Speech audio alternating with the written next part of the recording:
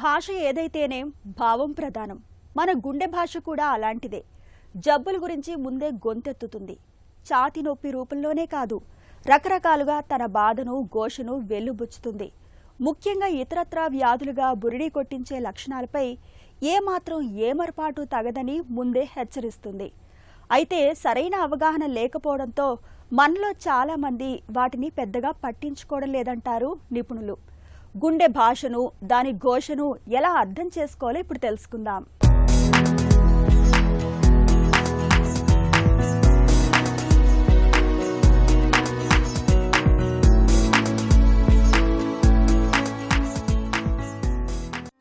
గుండె జబ్బు అనగానే ఛాతీలో నొప్పి, చెమట్లు పట్టడం, ఊపిరి ఆడక ఉక్కిరి బిక్కిరి కావడం వంటివే ముందుగా గుర్తుకొస్తాయి. అందరిలోనూ ఇలాంటి స్పష్టమైన ఖచ్చితమైన లక్షణాలే ఉండాల్సిన అవసరం లేదు. కొందరిలో ఇతరత్రా లక్షణాలు పొడసూపొచ్చు. చాలాసార్లు ఇవి మామూలువనే అనిపించవచ్చు.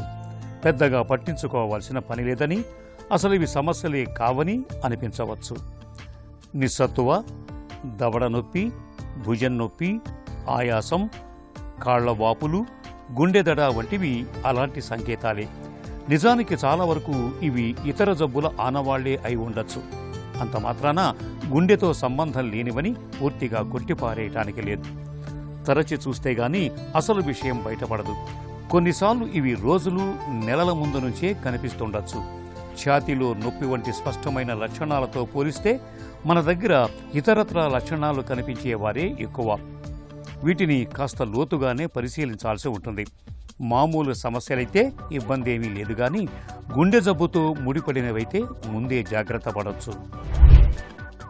మెయిన్గా గుండె జబ్బులు అనేది కొన్ని కేటగిరీస్ లాగా చేసుకోవచ్చు. అందులో కొర్నరీ ఆర్టరీ డిసీజ్ అంటే గుండె హార్ట్ అటాక్ అని, ఇంకోటి హార్ట్ ఫెయిల్యూర్ గుండె వీక్ అవటం, తర్వాత గుండె లయలో తేడా అంటే రిథమ్ డిస్టర్బెన్సెస్, ఇంకోటి వాల్వులార్ హార్ట్ డిసీజ్ అంటే గుండె కవటాలకు సంబంధించిన ప్రాబ్లమ్స్. మెయిన్గా మనం గుండెకి సంబంధించి 4 రకాల ఇబ్బందులు ఉంటాయి. ఇందులో మెయిన్గా లక్షణాలు ఎలా ఉంటాయి అంటే ఛాతిలో నొప్పి, తర్వాత ఆయాసము, కాళ్ళ వాపులు, గుండె దడ. ఈ 4 అనే మెయిన్గా లక్షణాలు. వీటితో పాటు చిన్న పని చేసిన అలసటగా ఉండటం, వీక్నెస్గా ఉండటం, ఇవన్నీ కూడా గుండెకి సంబంధించిన లక్షణాలు. మనం చాలామంది షుగర్ పేషెంట్లు, వాళ్ళకి క్లాసికల్గా గుండె నొప్పి అనేది ఉండకపోవచ్చు, కానీ కొంచెం దూరం నడిచిన ఆయాసం రావటం, ఇవి కూడా హార్ట్ అటాక్ యొక్క లక్షణాలే. ఈ ఆయాసం అనేది ఎందుకు వస్తుంది అంటే గుండె కంట్రాల్ వీక్ అయిపోవటం వల్ల, కానీ లోపల ఊపిరితిత్తుల్లో ప్రెషర్ ఎక్కువయ్యి ఊపిరితిత్తుల్లో నీరు చేరటం వల్ల. వీళ్ళల్లో ఏమవుతుంది అంటే ఇనీషియల్గా నడిచినప్పుడు ఆయాసం ఉంటుంది. గుండె దడ ఆర్ దీన్ని పాల్పిటేషన్స్ అంటాం. ఇదేంటంటే మన గుండె లయ మనకు వినపడటం. ఇది ఎలా ఉంటుంది అంటే ఏదర్ గుండె వేగంగా కొట్టుకోవటం కానీ, గుండె స్లోగా కొట్టుకోవటం కానీ, ఆర్ గుండె ఫోర్స్ఫుల్గా కంట్రాక్షన్స్ అంటారు. వీటి వల్ల కూడా మనకి గుండె దడ రావచ్చు. ఈ గుండె దడతో పాటు గుండె బరువుగా కానీ గుండె నొప్పి ఉండటం, ఆయాసం రావటం, 150 కన్నా ఎక్కువ హార్ట్ బీటింగ్ ఉండటం, లేకపోతే 40 కన్నా తక్కువ ఉండటం, కళ్ళు తిరిగి పడిపోవటం, ఈ లక్షణాలు ఉన్నప్పుడు వెంటనే గుండె దడ ఉన్నప్పుడు వెంటనే హాస్పిటల్కి అనేది రావాల్సిన అవసరం ఉంటుంది. నీరసం, నిస్సత్తువ, ఆయాసం, ఒళ్ళు నొప్పులు, కాళ్ల వాపులు, వీటిని మనలో చాలామంది పెద్దగా పట్టించుకోరు. నిజానికి సాధారణంగా కనిపించే ఇలాంటి లక్షణాల వెనక గుండె జబ్బు కూడా దాగి ఉండొచ్చు. రోజు సునాయాసంగా చేసే పనులోనూ కొత్తగా ఆయాసం వస్తున్నట్లయితే తప్పకుండా ఆలోచించాల్సిందే. గుండె సరిగా రక్తాన్ని పంపు చేయలేకపోతే కండరాలకు తగినంత ఆక్సిజన్ అందక ఆయాసానికి దారితీస్తుంది. ఇక తేలికైన పనులు చేస్తున్నప్పుడు, విశ్రాంతి తీసుకుంటున్నప్పుడు గుండె దడగా ఉంటున్నట్లయితే అనుమానించాల్సిందే. కవాట సమస్యలు గల వారిలో రక్తం లీకేజీ అవటం వల్ల గుండె మీద భారం పెరుగుతుంది. దీంతో గుండె మరింత వేగంగా కొట్టుకుంటుంది. గుండె విద్యుత్ స్పందనలు అస్తవ్యస్తమైన వారిలో, కవాట సమస్యలు గల వారిలో తేలికైన పనులు చేస్తున్నప్పుడు, విశ్రాంతి తీసుకునేటప్పుడు గుండె వేగంగా కొట్టుకుంటుంది. అంతకుముందు లేకుండా కొత్తగా నిస్సత్తువ అనిపిస్తున్నా, విడవకుండా వేధిస్తున్నా నిర్లక్ష్యం తగదు. ఇది గుండె వైఫల్యం, గుండె రక్తనాళాల్లో పూడికలకు సంకేతం కావచ్చు.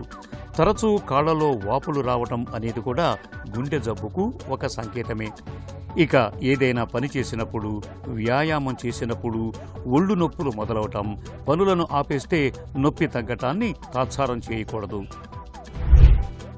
ప్రతి కాళ్ళవాపు గుండెకి సంబంధించిన లక్షణం అనేది నేను చెప్పను, కానీ కాళ్ళవాపు కూడా గుండెకి సంబంధించిన లక్షణంలాగే మనం తీసుకోవచ్చు.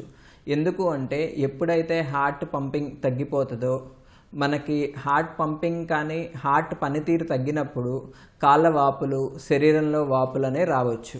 కాళ్ళ వాపులతో పాటు ఆయాసంగా ఉండటం, పడుకున్నప్పుడు ఆయాసం పెరగటం, గుండెలో ఛాతిలో మంట, నొప్పి ఉంటే ఇది ముమ్మాటికి గుండెకి సంబంధించిన లక్షణంలానే తీసుకోవాల్సిన అవసరం ఉంది.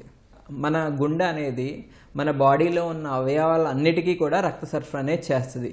ఎప్పుడైతే గుండె పనితీరు తగ్గిందో అప్పుడు ఏమవుతుంది అంటే మనకి కాళ్ళ దగ్గర నుంచి మిగతా అన్ని అవయవాలకు కూడా రక్త సరఫరా అనేది తగ్గుతుంది. దీనివల్ల తరచూ అలసిపోవటం, కొంచెం పని చేసినా నీరసంగా ఉండటం, అలసిపోవటం అనే లక్షణాలు కూడా ఉంటాయి. కాబట్టి ముఖ్యంగా స్త్రీలలో ఇలాంటి లక్షణాలు ఉన్నప్పుడు కంపల్సరీ వచ్చి బేసిక్ కార్డియాక్ చెకప్ అనేది చేసుకుంటే మనకి గుండెకి సంబంధించిన ఇబ్బంది ఉందా లేదా అనేది మనకి నిర్ధారణ అవుతుంది. ఛాతిలో నొప్పి, ఆయాసము, కాళ్ళ వాపులు, గుండె దడ ఇవనేవి ముఖ్యమైన గుండెకి సంబంధించిన లక్షణాలు.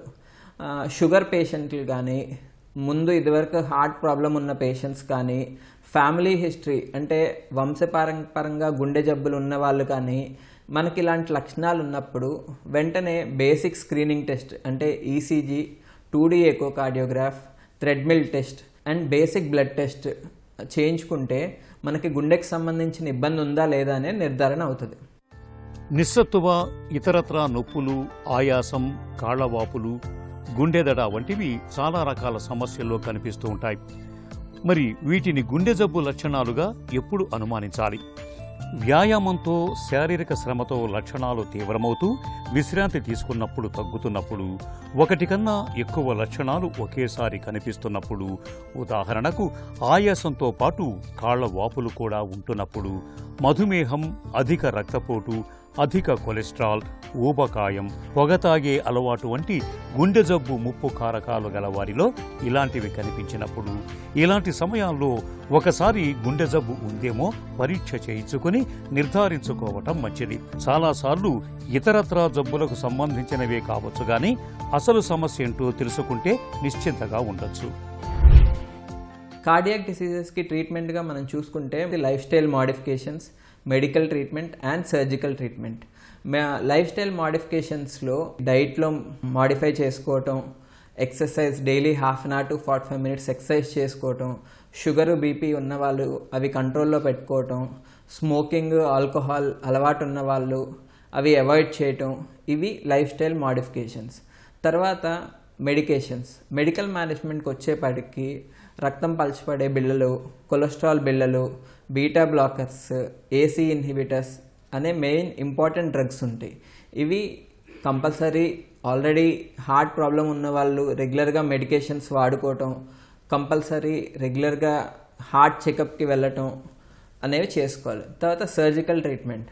ఫస్ట్ మనకి హార్ట్ అటాక్ కానీ హార్ట్ డిసీజెస్ ఉన్నప్పుడు మనకి టెస్ట్లో నిర్ధారణ అయ్యాక యాంజియోగ్రామ్ అనే పరీక్ష చేశాక బ్లాక్స్ ఉంటే ఏదర్ స్టెంట్ వేయటం కానీ, బైపాస్ ఆపరేషన్, కవాటాల్లో ఇబ్బంది ఉన్నప్పుడు కవాటం మార్పిడి చేయటం కానీ, లేకపోతే గుండె లయలో తేడా ఉన్నప్పుడు ఎలక్ట్రోఫిజియలాజికల్ స్టడీ చేయటం అనేవి గుండె జబ్బుల యొక్క ట్రీట్మెంట్స్. గుండె జబ్బు లక్షణాలను ముందే పసిగడితే చికిత్స తేలికవుతుంది. పూడికలు గల వారికి రక్తాన్ని పలుచగా చేసే ఆస్పిరిన్ లేదా క్లోపిడెగ్రిల్ మందులు పూడిక మరింత పెరగకుండా కొలెస్ట్రాల్ను తగ్గించే స్టాటిన్స్ ఉపయోగపడతాయి.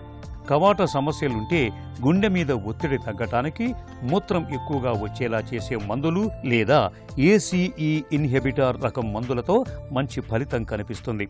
గుండె బాగా బలహీనపడిన వారికి మూత్రం ఎక్కువగా వచ్చేలా చేసే మందులు, ఏసీఈ ఇన్హిబిటర్ రకం మందులు, బీటా బ్లాకర్లు మేలు చేస్తాయి. మందులతో ఫలితం కనిపించకపోతేనే శస్త్రచికిత్సల వంటి పద్ధతులు ప్రయత్నిస్తారు. కవాటం సరిగా తెరుచుకోని వారికి గొట్టం ద్వారా బెలూన్ను పంపించి సరిచేయాల్సి ఉంటుంది. బెలూన్ ప్రక్రియ సాధ్యపడకపోతే ఆపరేషన్ చేసి కవాటాన్ని మార్చాల్సి ఉంటుంది. కవాటం సరిగా మూసుకుపోకుండా రక్తం బాగా లీక్ అవుతుంటే సర్జరీతో కవాటం మార్పిడి చేస్తారు. కొందరికి పేస్ మేకర్లు అవసరపడవచ్చు. గుండె చుట్టూ ఉండే పొర గట్టిపడిన వారికి సర్జరీ చేసి పొరను తీసేయాల్సి ఉంటుంది. విద్యుత్ వ్యవస్థలో సమస్య గల వారికి రేడియో ఫ్రీక్వెన్సీ అబ్లేషన్ పద్ధతి ద్వారా సరిచేస్తారు.